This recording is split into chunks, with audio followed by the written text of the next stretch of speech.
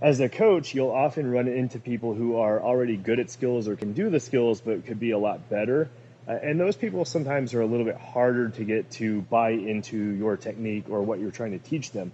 A great example is ring muscle ups. If you have an athlete who can already do ring muscle ups, but isn't very efficient or needs to clean up a lot of technique in order to reach that next level, it can be a little harder to get them to start taking steps backward. The good news is you don't necessarily have to burn everything to the ground and then start all over. Sometimes you have to, but for the most part, if you have someone who's already reasonably athletic and can do the skill and is good at taking corrections, you can have them do their existing technique and then start triaging like the more important stuff until you start shaping their skills the way that it's become more and more efficient or more and more safe or whatever you want to get out of your athlete.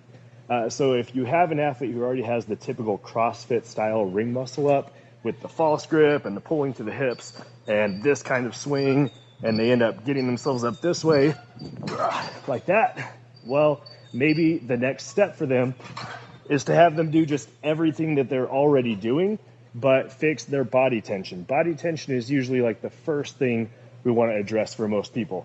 So if they do everything else the same, but pay attention to squeezing their heels together and squeezing their legs tight and squeezing their butts, they can still do the same ring muscle up, but if they're squeezing tighter, all of a sudden, that's an easier transition just by making that one change.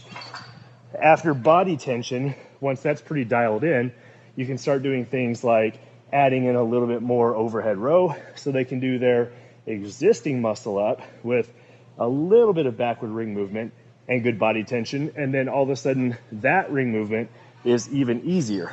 So they're here and then they do a little bit of backward. And now it's an even easier transition than they used to have. Then from there, you can start addressing the more intense techniques or the bigger changes.